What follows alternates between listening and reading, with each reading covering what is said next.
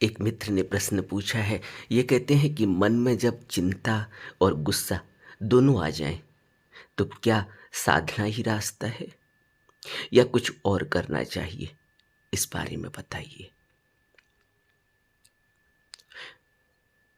मन में जब चिंता आ जाती है और गुस्सा आ जाता है, ये किस बात का द्योतक है? यह इस बात का द्योतक है कि अब जो जैसा हम चाहते थे वैसा नहीं हो रहा है और यह संसार ऐसा है, इतने लयबद्ध तरीके से चल रहा है कि यहां कुछ भी अपने जैसा होगा नहीं। यहां कुछ भी ऐसा नहीं होगा जो हमें अच्छा लगता है।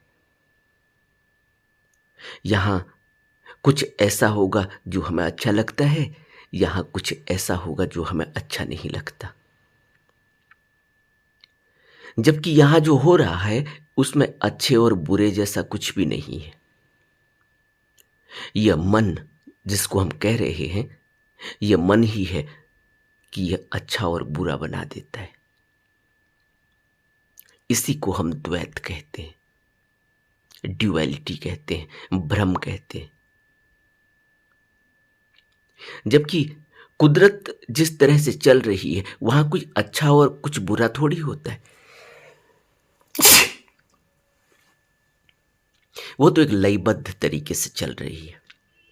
और जब भी कुदरत में कुछ भी खलल पड़ता है, जब जब भी कुदरत में कुछ भी ऐसा होता है जो जिसको ठीक करना है, जिसको फिर दोबारा से लय में लाना है, तो कुदरत में कुछ ऐसी अनहोनी होती है जो हमें अनहोनी लगती है। जैसे भूकंप आता है, कोई लयबद्धता में रुकावट आ रही है, भूकंप आ गया। कोई लयबद्धता में रुकावट आ गई, बाढ़ आ गई। अब बाढ़ को थोड़ी पता है कि रास्ते में तुम्हारा घर है, तुम्हारे खेत हैं, तुम्हारा शहर है। और न भूकंप को यह पता है कि तुम इस जगह में रहते हो जहां भूकंप से उथल पुथल हुई है। तो कुदरत तो उसके लिए कुछ अच्छा या बुरा नहीं होता। उसको कुछ लेना देना नहीं कि कोई मर रहा है या किसी को जीवन मिल रहा है। वो तो एक लयबद्ध तरीके से चल रही है। जब चिंता आती है, यह चिंता तुम्हारे ही मन का परिणाम है। जिस बात से तुम्हें चिंता हो रही है उसी बात से किसी को सुख भी मिल रहा होगा। कभी इस पर भी गौर करना। तुम्हें चिंता हो रही है कि लड़की की शादी हो गई है, पता नहीं कैसे रह रही होगी। तुम इस बात से चिंतित हो और लड़की अपने पति के साथ खुश है, उस घर में जाकर खुश है, लेकिन तुम यहां चिंतित हो। तो हमारी चिंता किसी दूसरे, उसी समय में किसी दूसरे को सुख मिल रहा है और हम चिंतित हो रहे हैं। यह ड्युअलिटी है, यह मन के खेल है। तुम जिस बात से चिंतित हो वो बात से सभी चिंतित नहीं है, और तुम जिस बात से गुस्सा हो उस बात से सब गुस्सा नहीं है।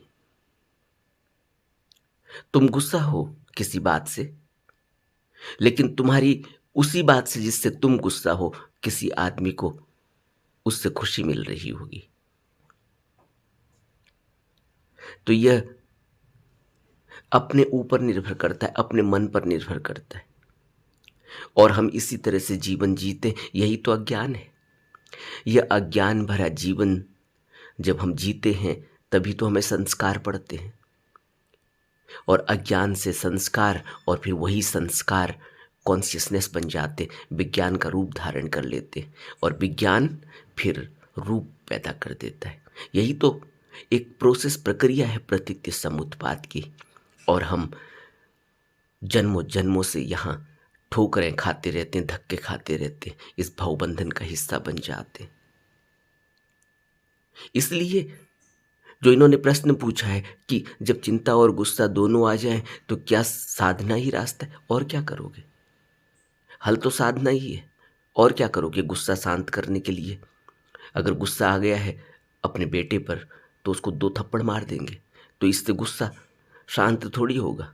कल को मारने पीटने की आदत और बढ़ जाएगी और वो बच्चा और ढीठ हो जाएगा। अब वो तुमको और गुस्सा दिलाएगा, तुम्हें उसकी बातों पर और गुस्सा, उसके कृत्यों पर और गुस्सा आ जाएगा, फिर तुम उसको और पीटोगे। धीरे धीरे जीवन नरक बन जाएगा, धीरे धीरे घर में कलह कलेश हो जाएगा। एक दिन बच्चा घर से भाग जाएगा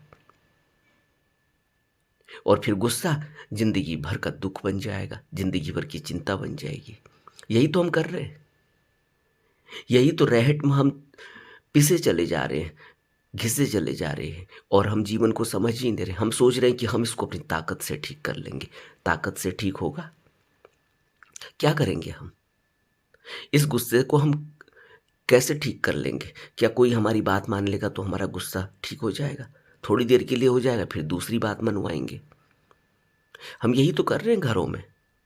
पत्नी पर गुस्सा करते हैं, पति पर गुस्सा करते हैं, बच्चों पर गुस्सा करते हैं, अपने यार दोस्तों पर गुस्सा करते हैं, अपने जहाँ काम करने जाते हैं अपने कॉलिग्स उनके साथ गुस्सा करते हैं। और मिलता क्या है? ऐसे गुस्से की आदत पड़ जाती है और एक दिन स्थिति ऐसी आती है कि जब बुढ़ापा आता है हम अकेले रह जाते हैं, क्योंकि हमारी किसी से बनती ही नहीं। अब हम अकेले बूढ़े हैं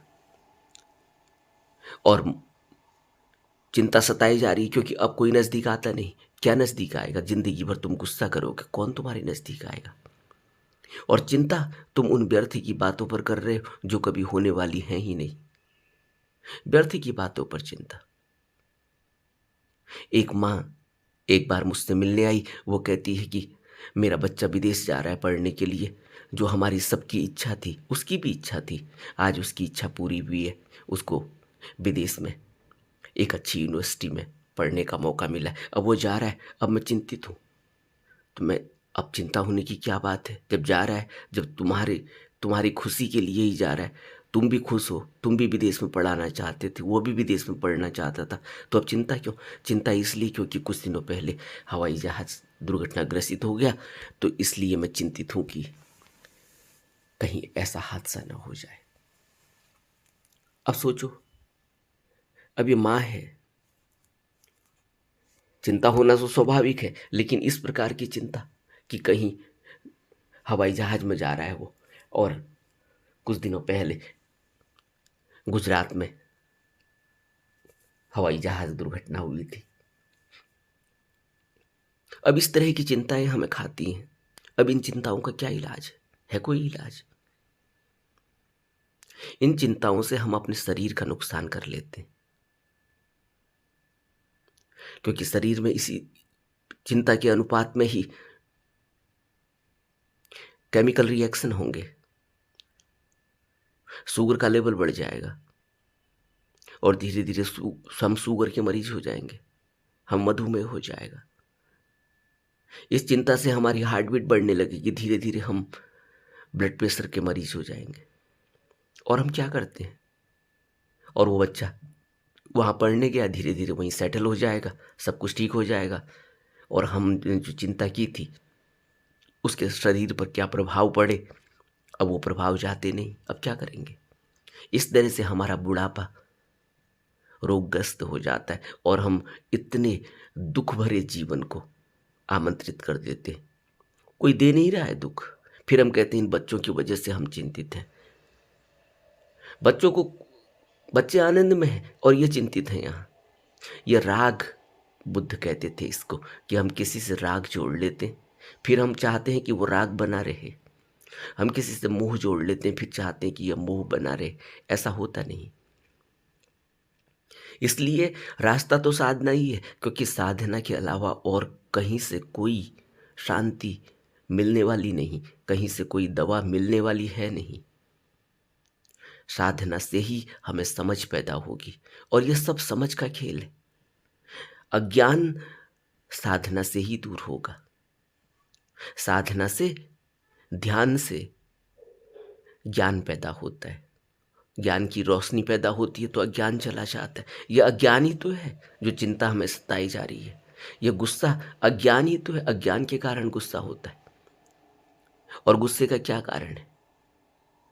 तो कभी कभी ऐसा भी तो होता है, जब बाद में अज्ञान छंटता है हमारा कुछ पल के लिए, और जब होश जागता है तब अपने ऊपर हंसी आती है कि मैं किस बात पर गुस्सा कर रहा था, वो व्यर्थ की बात थी।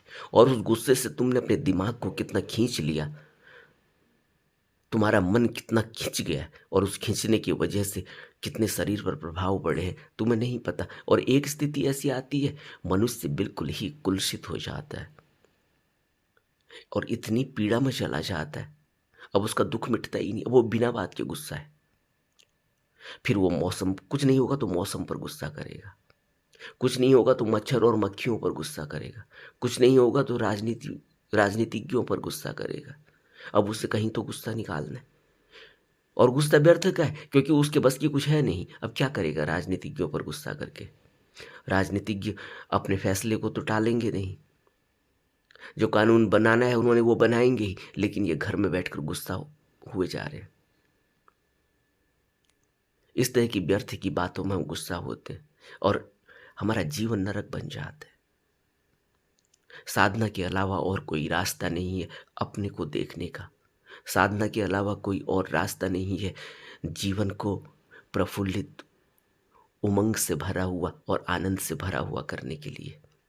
साधना से ही समझ पैदा होती है, साधना से ही संतोष पैदा होता है, साधना से ही शांति घटित होती है मन में, और साधना से ही हम धम्म के पथ पर चलते हैं, इस कुदरत को समझते हैं। इस कुदरत में फिर हम किसी भी प्रकार का हस्तक्षेप नहीं करते। होगा साधना से ही। कुछ और क्या करेंगे? इन्होंने प्रश्न पूछा, साधना ही करें, साधना ही रास्ता है, या कुछ और? कुछ और क्या करेंगे? गुस्सा आएगा तो कुछ और क्या करेंगे? कुछ और तो हम करते ही हैं, मारपीट कर लेते हैं, झगड़ा कर लेते हैं, अपशब्द बोल देते हैं, और फिर क्या झंझट होती है? फिर पुलिस के चक्कर काटने पड़ेंगे, थाने में घूमना पड़ेगा, जेलों में बैठना पड़ेगा, सलाखों के पीछे बैठना पड़ेगा, कोर्ट कचहरी के चक्कर लगाने पड़ेंगे। और क्या होता है गुस्से से?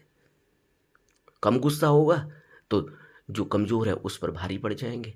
घर में पत्नी पर गुस्सा करेंगे, उसको गाली देंगे, घर में पति पर गुस्सा करेंगे, उसको गाली देंगे, बच्चों पर गुस्सा करेंगे, उनको गाली देंगे। और क्या करेंगे? पास पड़ोस वाला कमज़ोर होगा, जो भी अपने से कमज़ोर है उस पर अपना गुस्सा निकाल देंगे, लेकिन कितने दिन तक निकालेंगे?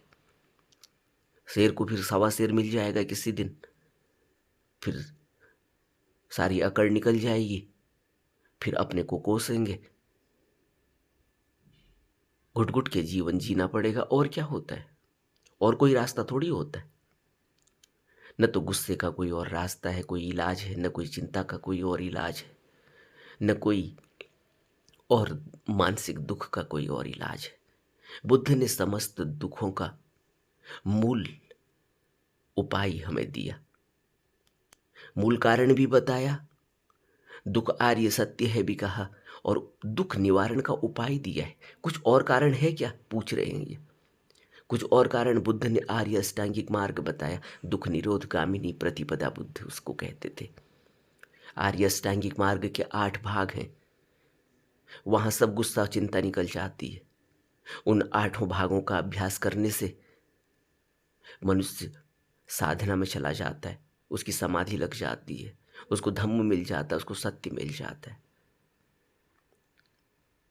और कोई इलाज नहीं, दुख निरोध गामिनी है आर्य अष्टांगिक मार्ग। नमो बुद्धाय।